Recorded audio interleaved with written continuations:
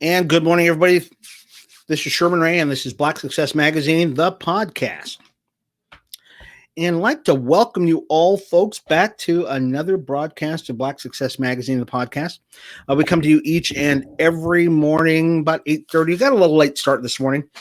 For those of you, you probably have kids. I've got kids too. I mean, I got grandkids and stuff like that. So I like to see them off to school and stuff like that. So that we got a little late start today, which is fine though. And we thank you for indulging us. But we come to you each and every morning about 8:30 in the morning Pacific Standard Time, talk to you a little bit about the people, the places, the trends, everything from a Black success perspective. For those of you who have been talking to us about our website, definitely the website is up. It looks great. We're adding articles to it all the time. And during the week, you'll probably notice this. People have been asking me about this. They've been saying, hey, Sherm, where do I get those articles at? Because I'd like to, repost them and stuff. So you look on our front page of blacksuccessmagazine.com, they're there. So just check it out. As a matter of fact, one of them we'll talk about maybe in just a minute here. It was an article about Tiger Woods, and we were there first, folks. So we were telling everybody about what happened to Tiger Woods first. If you would like to ask me a question on Fridays, I'm actually having people already send me a lot of letters on this. Send me an email at info@blacksuccessmagazine.com, and we can we'll air that question that you have that I can't answer during the week during the podcast on Fridays for our live broadcast. And don't even worry about it, because it's really tough to answer a question on air. It is. There's a little lag and stuff like that. As always, follow us Instagram, Facebook, Twitter, YouTube, and Apple Podcast. Very cool stuff. Well, so today is Financial Thursdays, and we've got our resident guru in town with us. We have Robby Thomas with us. So, Robby Thomas, how are you doing today, brother? Hey, I'm doing so good this morning, man. So great to be with you again. Oh, so good to hear from you too. Hopefully, things have been going well for you. Yeah, actually, things have been picking up. A lot of activity in and around, my world, and so. But it's always good to take some time to break bread and to share with you on Black Success Magazine, the podcast. Hey, for those of you who don't know, Robby and I work together at the Black Business Chamber of Commerce here in Las Vegas, and we're working on a project that's almost like the guys, the landscapers that are outside. Can you hear that? No, I can't. Oh, you can't hear it? Oh, never mind that. You can't hear my landscapers that are outside. The gardeners are outside working on stuff, and of course they're right next to my window. But did I tell you about this, Robby? I did tell you about this. We'll get on with the show, folks. But Robby and I are catching up here for just a second here. I told you that the landscapers were outside and they shot a rock and hit my window. Oh my goodness, no! I tell you about that, and it destroyed my window. Just shattered it. I've never seen anything like that in my entire life. It was it freaked me out, matter of fact. So anyways, but back to what we were talking about there is a project we've been working on called Las Vegas Speaks. Yes. And Las Vegas Speaks, we are right in pre-production right now. We're going to be producing another episode of Las Vegas Speaks. Robby and I are co-producers co-executive producers on this project. Robby, can you tell everybody a little bit about Las Vegas Speaks and really what we're trying to do with the platform?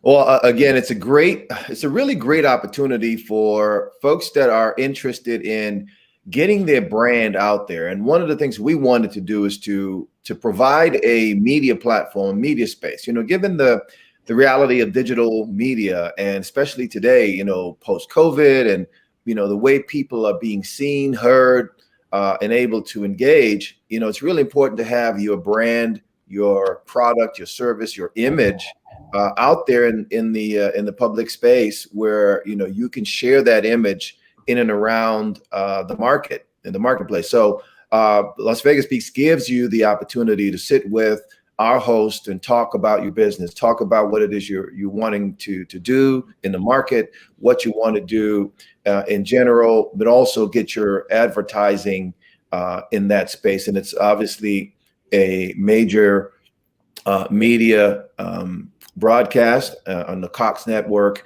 and Mhm. it goes to the Fox footprint. So it's a very, very important piece of what we're trying to do with the elevating of, Black-owned businesses and other businesses as well in the market.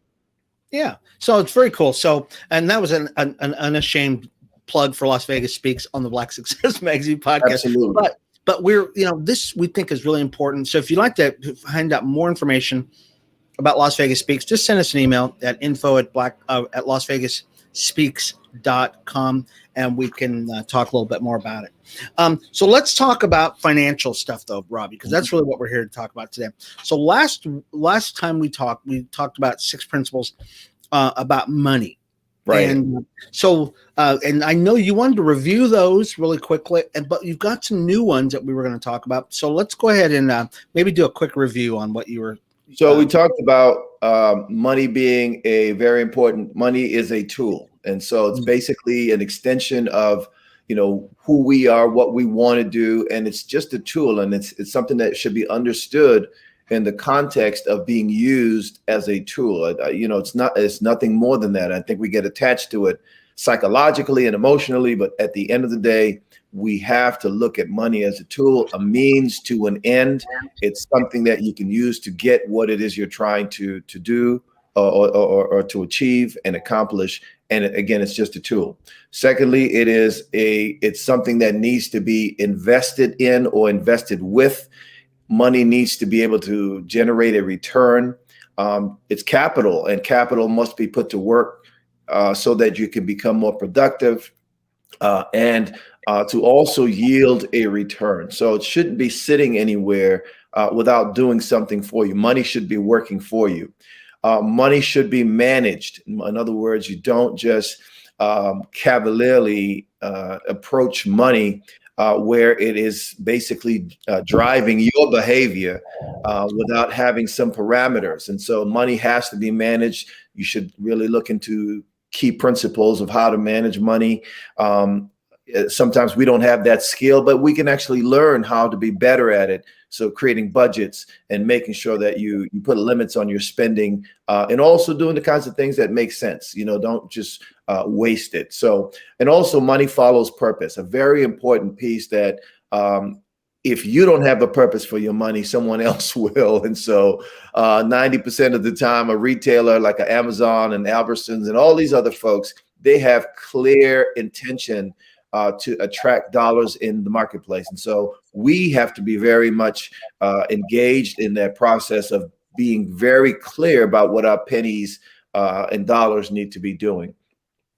Money amplifies who you are. So it's just, again, an extension of who you are. If you are a impulsive person with everything, you're going to be impulsive with money. And so it's really important to make sure you begin to create priorities and behaviors that really shape your spending and your saving and all of these different habits that you should develop when it comes to money. And then finally, money is everywhere. Everything in the world has a value, and everything in your world should have value. And so the way that we have to train ourselves to look at money is to understand that everything has a value.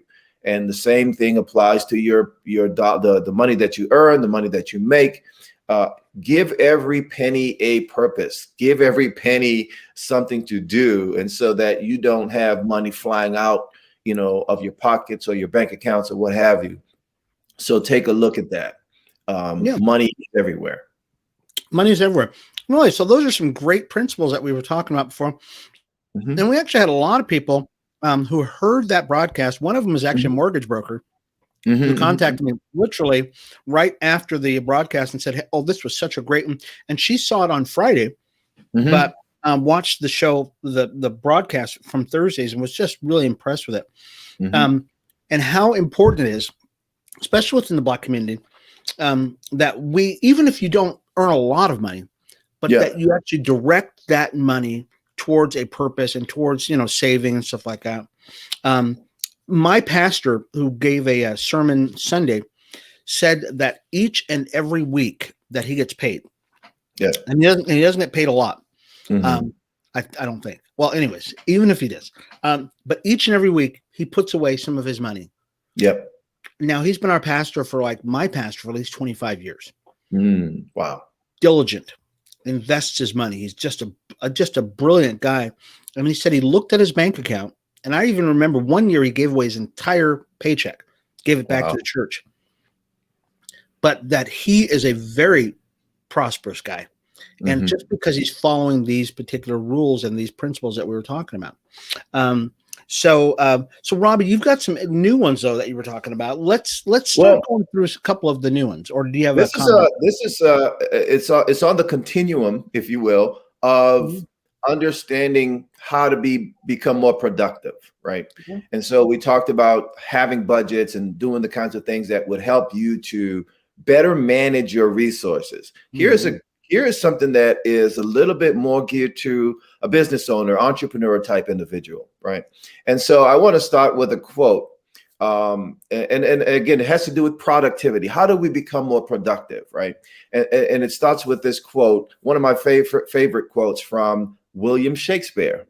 To thine own self be true. Quote, right? To thine own self be true. And so what does that mean in this context? It means that we have to understand our strengths and weaknesses.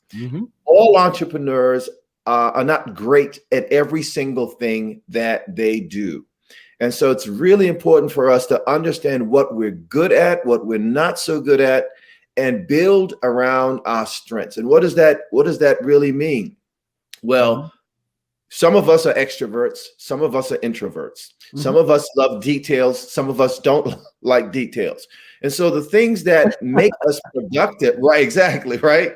Yeah. Things that make us productive is understanding where our strengths lie, so that we can maximize in that arena or maximize in that space, instead of trying to bite off things or try to get involved in things that we don't really have a good handle on. So when you spend that much time trying to manage everything, and that's one of the biggest challenges we have as one man, one woman operations, is trying to be, the be all, the end all be all of all things in your business. Be good and great at what you do. And that's the basis of self-management. So to be more productive, we have to become a better manager of ourselves. Yeah, and I think sometimes you have to take a self-assessment. You've got to really begin to say to yourself, because we don't do that a lot. We're just saying, I just do my thing, but you really don't sit down and go, okay, what am I good at? Yeah. And I think that's maybe where we're getting into trouble. Is that kind of what you're saying? Absolutely. We're good at, some of us, we get our business plans, we get our ideas, we get our products. We're good. If we're in the kitchen, we're doing the best we can. But accounting is not my thing. And, record keeping is not my thing. I'm not good at that. I'm not even good at, some people not even good at being socially engaged. And so you're engaged in a activity that you're really, really good at, but you're not so good at shaking hands, meeting people, building relationships that are really important to help you become more and more productive. And so understanding yourself and understanding self-management is really important. Time management goes into that. Sure. Understanding your temperament. Now you'll think, well, maybe this is not a big deal. This is a huge deal. Oh, it's huge. Sure. It's a huge deal. And I'll tell you that a lot of corporations today, when you apply, if you're applying for a job, for a managerial job, they will do a temperament assessment of you, because that tells people whether or not you're good with people, whether you're good with numbers, whether you're scientifically driven or you're socially driven.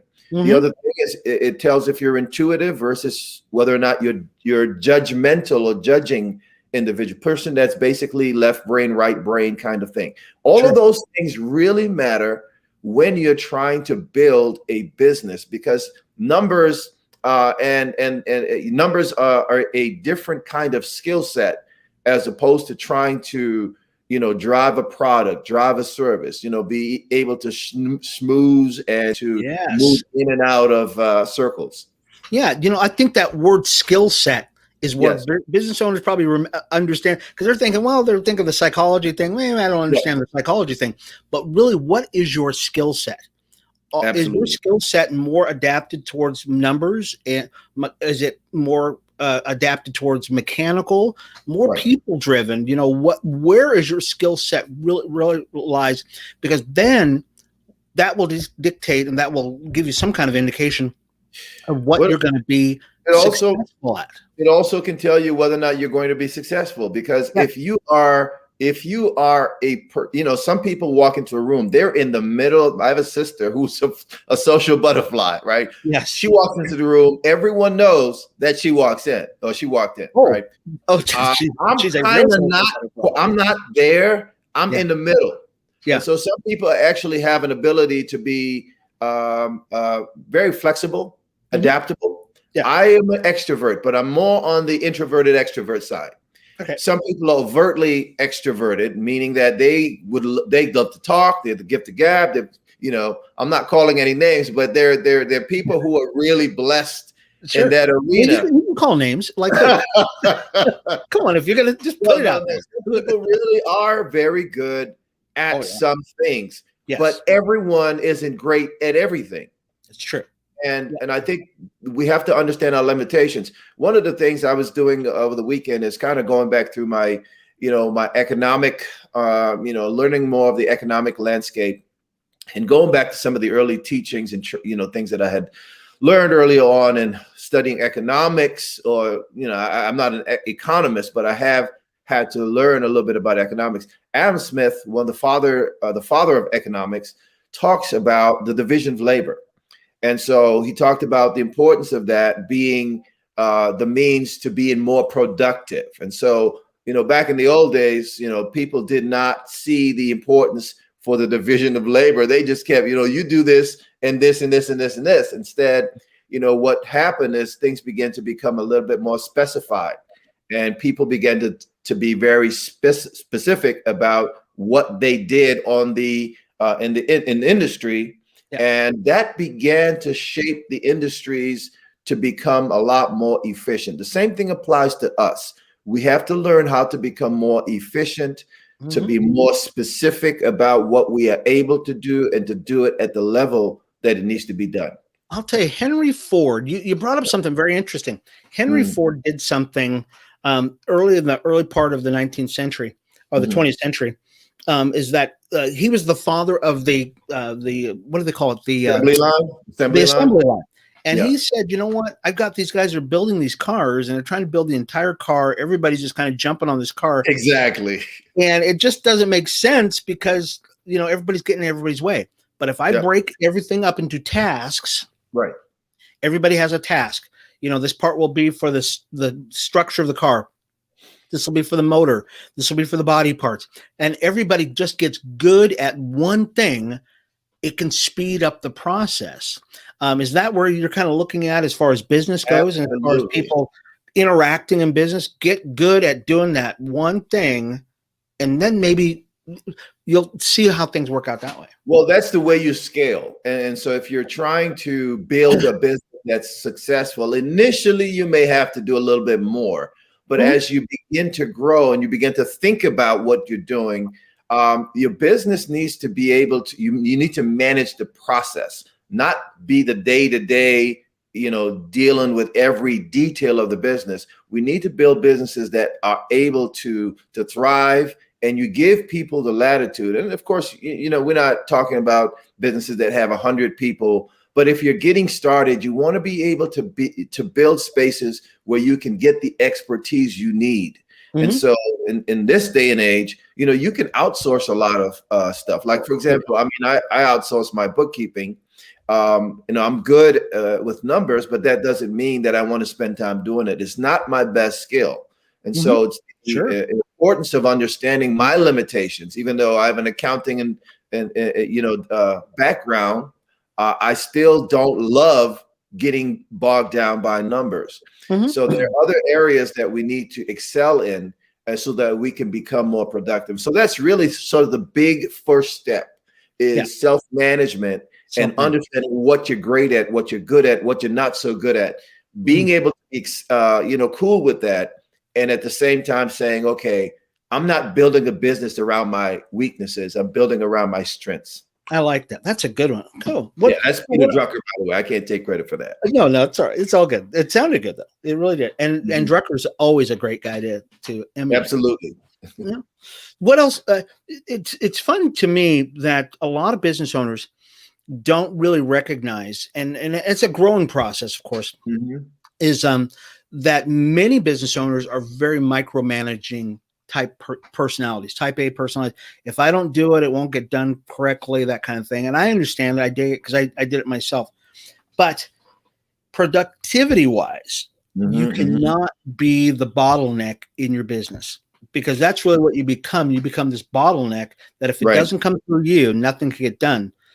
John Maxwell, who's just a great leadership development mentor, basically said as a leader, you should always be looking for a successor. Yeah. That you cannot be the bottleneck.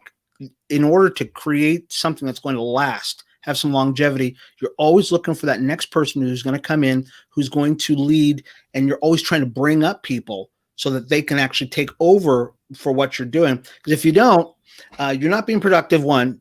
And number two, all you've done is you've just developed a job for yourself. Exactly. You know? Yeah, exactly. That's really, really good. And just to add to that, we're really talking about someone who has leadership ability.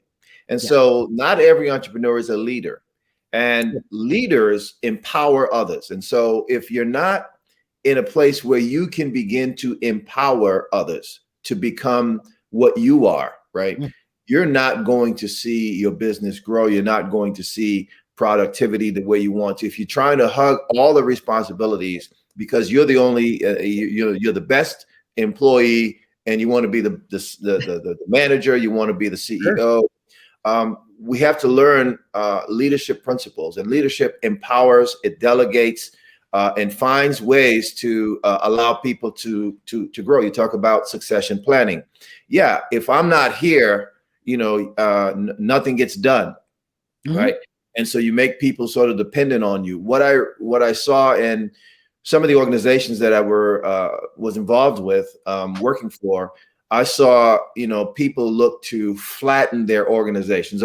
In other words, there's this pyramid type thing where CEO and you got this level of middle managers and then another level of frontline managers.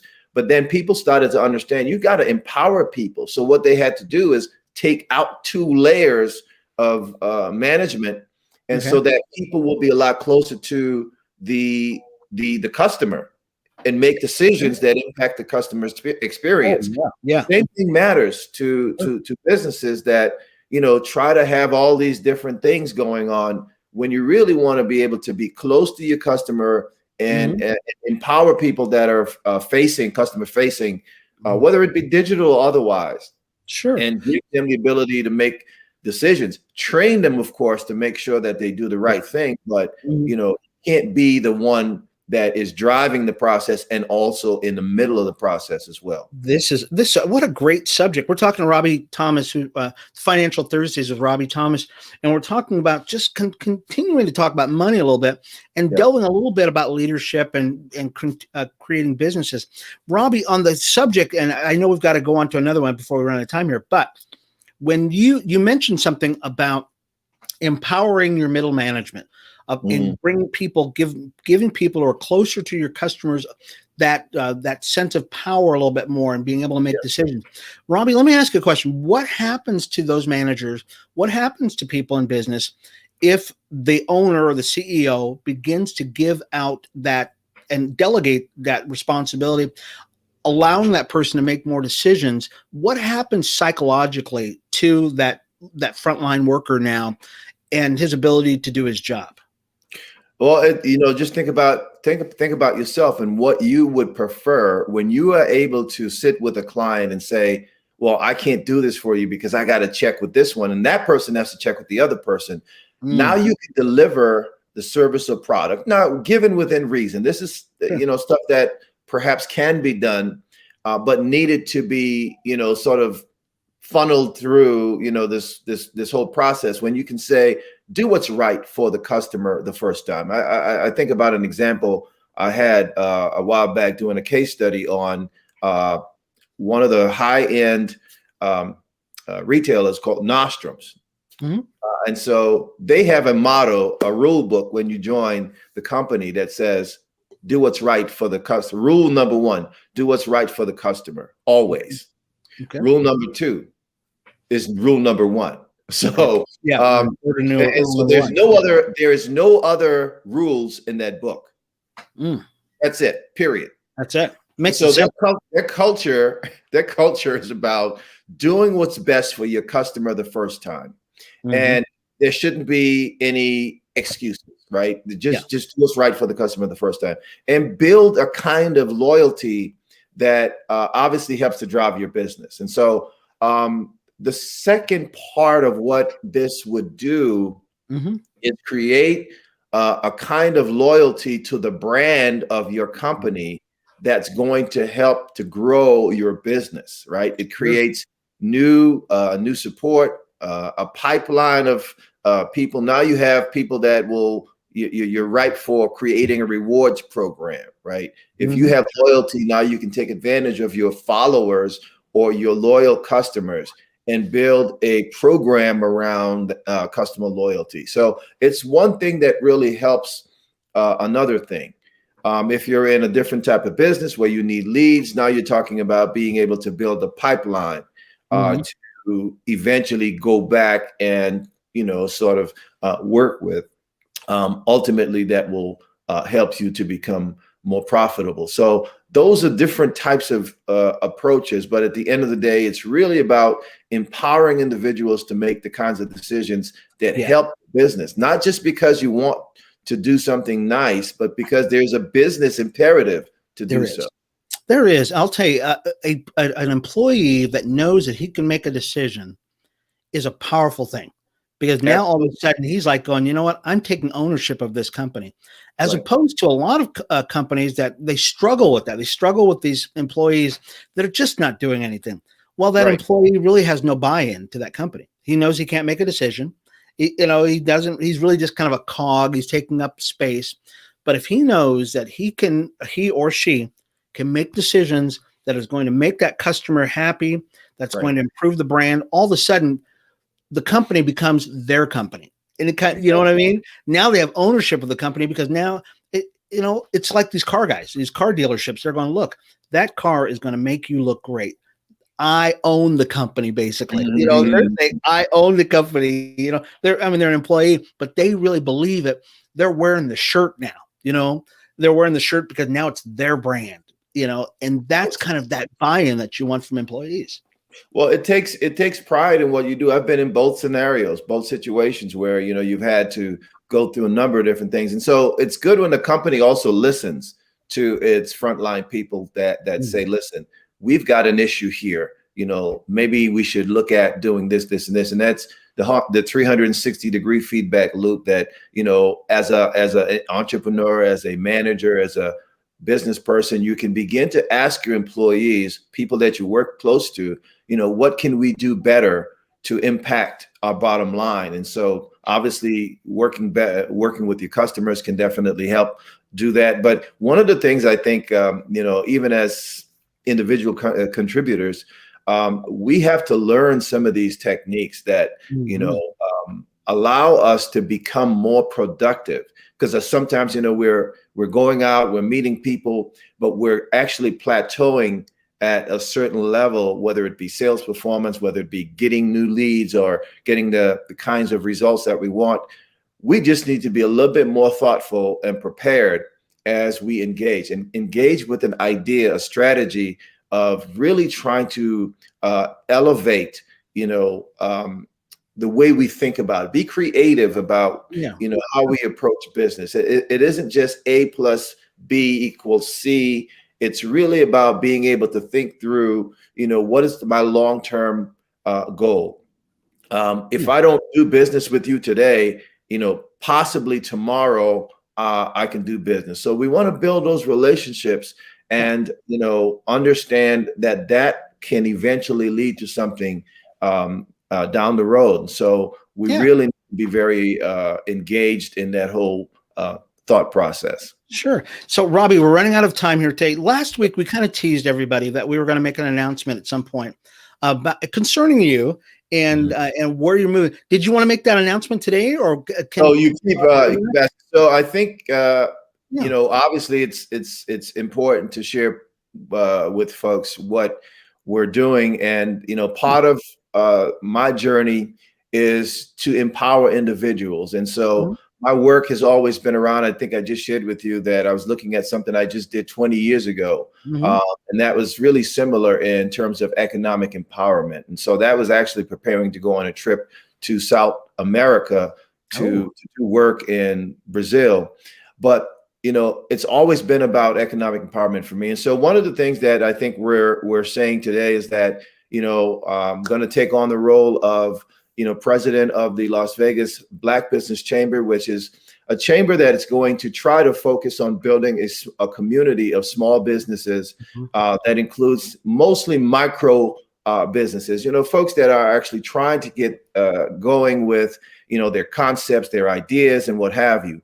And we're especially passionate about teaching and to advocating and showing people how to improve their results when it comes to their small business ideas. And so there are other organizations doing that. And so this is not to compete with anyone, but this is really about saying, listen, we've got a lot of work to do. And we all need to work together to make that happen. So I'm excited about working with anyone that is really trying to build a Black business ecosystem. And God knows we need all the help we can to make that happen. The wealth gap, the capital gap, the credit gap, the idea gap, there's so much to be done. So I certainly appreciate its work that I've done for a long time and look forward to doing even more. So I'll be reaching out to people, various organizations, whether you be, existing chambers and what have you. Again, this is not about competing for businesses. This is about empowering other businesses that we all can't reach. We don't all have the level of resources that other chambers do, or other chambers that have been working with African American owned businesses in this specific space. So at the end of the day, we want to be part of the solution and not part of the problem. So we're going to be trying to, again, create a unique small business community that's going to have a little bit of a different feel. We're going to be, using sort of the guerrilla approach, right? Because, we don't have a big budget, but we're going to think pretty big. And I'm really excited about the opportunity to do just that. We'll do what we can to reach out to folks so that we can kind of get this conversation going, especially as COVID begins to release its hold on our local economy. Yeah, well, congratulations to you, Robby, and from myself and the rest of the board of the Las Vegas Black Business Chamber, we want to congratulate you on your new position. We wish you well. We'll definitely be your support system, help you out as much as we possibly can, and hopefully, again, you'll continue to do Financial Friday or Financial Thursdays with us. And I've also assumed another role. Within a company that a partnership that I'm a part of. So we'll have to split some things, and we'll do what we can to make sure we're working smart. We just talked about being productive, right? And so and the important thing is to make sure that we have the right pieces around so that people are doing what they're best at. I've done work as CEO, executive director. I'm not always in the weeds. I'm a very conceptual kind of person. I can drop the hammer if I need to at the end of the day. It's really about understanding what you do well. Yes. And so managing processes are really what my best use is, my best skill set is. But I enjoy putting things together and organizing. So we'll find a way to make sure that we're just as productive as we need to be. But again, let's get to it. Fantastic. Thank you again, Robby Thomas, for being a part of the show again. Once again, folks, you heard it here first. Robby Thomas is the new president of the Las Vegas Black Business Chamber. And once again, we just want to congratulate you. We'll see you again next Thursday, hopefully. And Folks, keep an eye out for Robby Thomas. He's doing some great things in the Las Vegas Valley. Thanks a lot, Robby. Appreciate it. Thank you for having me. And folks, this has been Sherman Ray, Black Business, the Black Success Magazine. Thank you so much for being a part of the show. Tomorrow we'll be here for Open Mic Fridays. If you have any questions you'd like to ask me, we're running a little long on the show today, but if you have any question you'd like to ask me that you'd like to have on the air, send me an email at info@blacksuccessmagazine.com, and I'd love to be able to answer it for you. Again, follow us on Instagram, Facebook, Twitter, YouTube, and Apple Podcast. We will see you again tomorrow, 8:30 in the morning for Black Success Magazine. Bye-bye.